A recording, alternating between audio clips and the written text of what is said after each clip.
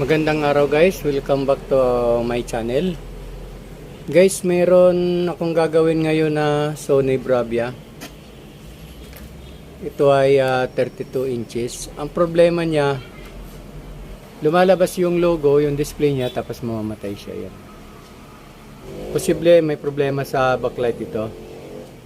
Ayan o, kasi yung portion sa taas madilim. So nagsa-shutdown kasi nadidetect nung IC na may error yung backlight. Itong portion na to, yung taas, may dim siya. Kung mapapansin nyo,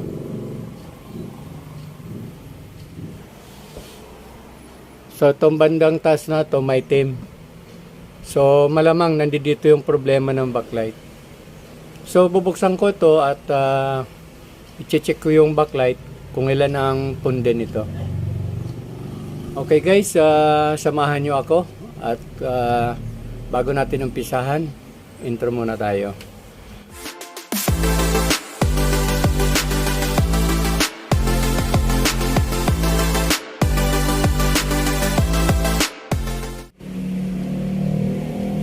Ito yung model, Sony model number KLB-32 R407A. Okay, so ito guys ay basic na TV lang ito. Wala siyang plan, ibig sabihin hindi siya smart TV. Okay, so bubuksan ko na to guys.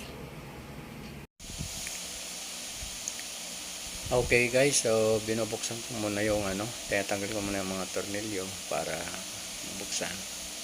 So sa ganito guys na problema ng TV, kadalasan ang nagiging problema yung backlight, kasi nagkakaroon ng error doon sa IC na nadidetect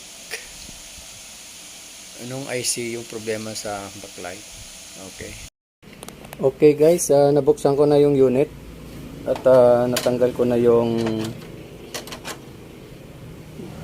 panel. So ito guys ang nakita ko dito. Ayan yung pagkaka-connect nung punding backlight at medyo hindi maayos at linagyan lang siya ng tape. Yan. Okay, so kaya siguro ito namamatay kasi nga mayroon na itong problema sa backlight.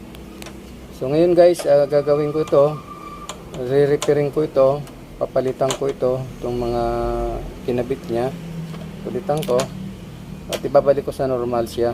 Yung mga voltahe niya dapat pare-parehas ang bawat isang strip, pare-parehas ang voltahe na lalabas. Okay, so tatanggalin ko na ito guys at papalitan na ng bago. Okay. A few moments later. Okay guys, bali napalitan ko na yung lahat ng backlight. So yan, pinalitan ko lahat, tatlong strip. So ilalagay ko na lang guys yung diffuser at matitesting na natin. Okay. Okay guys, nilagay ko na yung panel. So bali ilalagay na lang natin yung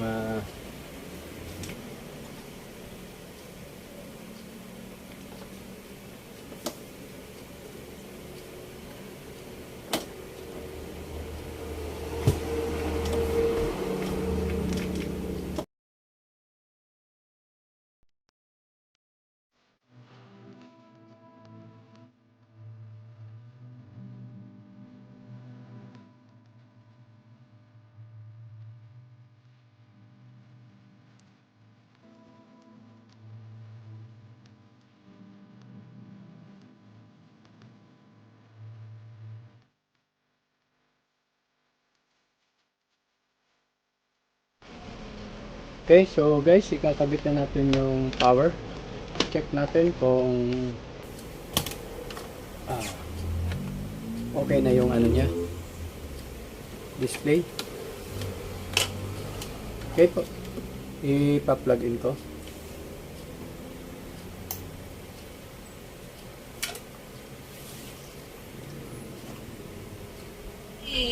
So ayan na guys, mayroon na siyang display. So hindi na siya namamatay kasi bago na lahat yung backlight.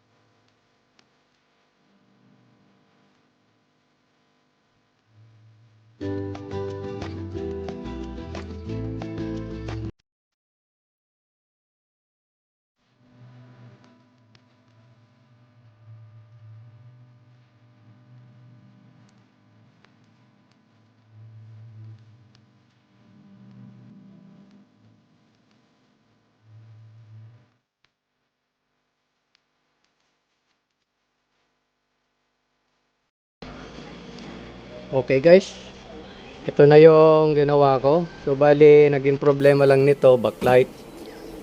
So pinilitan ko lahat yung backlight niya. So ito na guys. Ayan, napakalinaw. Ayan. Okay, maraming salamat sa inyong panonood. At kung bago ka pa lang sa aking YouTube channel, please subscribe and hit the notification bell para updated kayo sa aking susunod na video. Okay, hanggang dito na lang sa susunod na video. Thank you. God bless. Bye-bye.